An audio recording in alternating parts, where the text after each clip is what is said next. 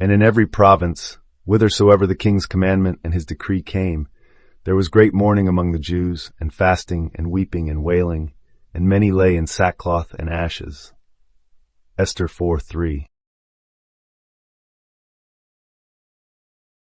Do you see how every province trembled at that royal decree? Yet know this, the power to mourn or to rejoice lies not in any edict from without, but in the hidden chambers of your own consciousness. When the Jews lay in sackcloth and ashes, they were giving form to their imagined defeat. They clothed themselves in the garb of lack, and their tears made those ashes real. But what if, in that moment of lamentation, they had turned the tide of their imagination? What if instead of sackcloth they had assumed the robes of victory, seeing themselves already delivered? The king's voice has no authority over you unless you consent to its echo within. As soon as you cease to feed your mind with the story of doom, no matter how proclaimed, you break its power. Sackcloth and ashes are but symbols of a surrendered imagination.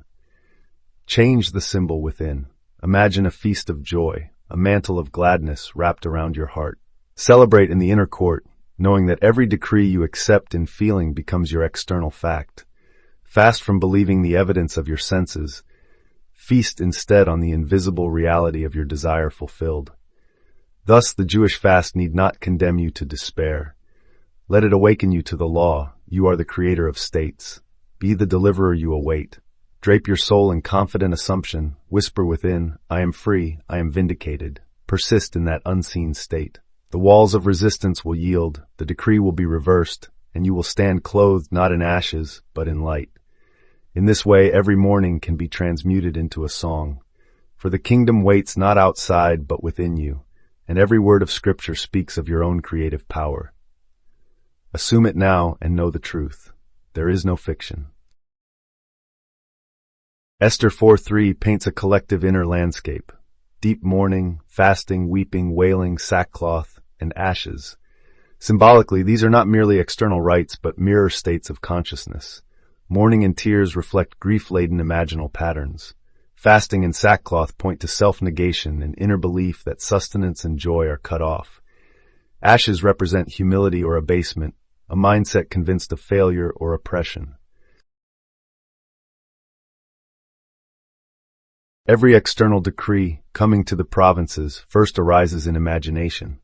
The Jews' mass adoption of grief and denial became the invisible blueprint for their experience. In metaphysical terms, thought-feeling combinations are seeds of reality. By embodying sorrow, the community sustained a field in which lack and fear could manifest tangibly.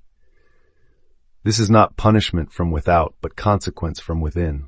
The world hardens around the dominant inner assumption.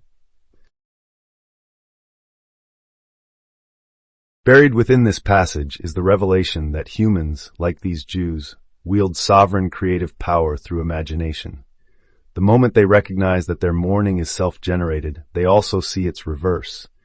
They can imaginatively assume joy, sufficiency, and victory. The divine power revealed here is the faculty of assumption, anchoring oneself in an inner state of triumph, so that it externalizes as fact.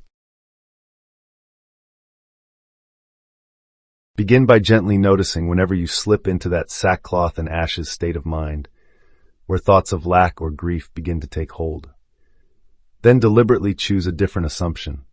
Imagine a scene in which whatever you truly need is already yours, and welcome the relief, gratitude, and joy as if it has already arrived. As you go about your day, incarnate that feeling in every word, every movement, every interaction.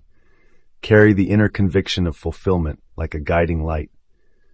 And persist in this inward assumption, refusing to be swayed by any outward evidence to the contrary, for the sustained belief you hold will quietly unfold its own plan until it hardens into fact. In shifting from collective lament to a self-directed assumption of victory, you employ the same creative power that once gave rise to mourning, now turned toward deliverance. Thus the story of Esther 4 becomes more than a tale of grief.